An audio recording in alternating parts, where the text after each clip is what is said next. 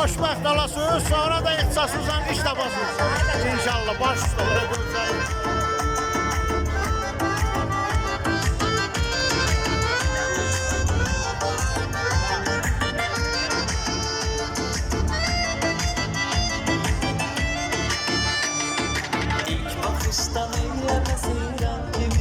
Bilmirəm, hansı qrupsuz ən yaxşı sizinkilərdən gələn.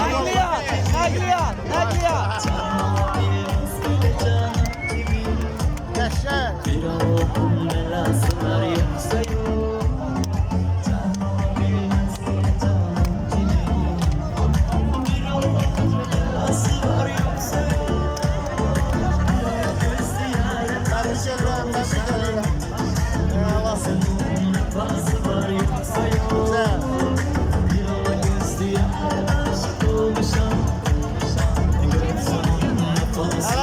Belə sallanmalıydı, yəni bundan gözəl ola bilməzdi.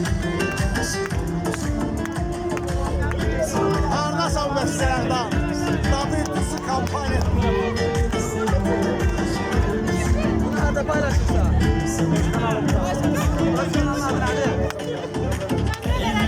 Baş.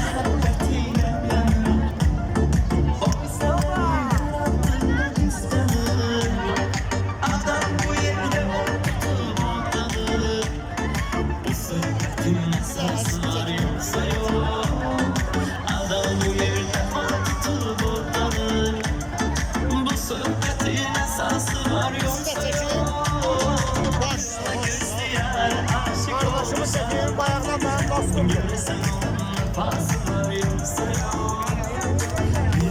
Allah koysa ixtisasınızla iş tapasınız, xoşbəxt olasınız, hamınız. İnşallah. Bakıyor ki, sen de çek.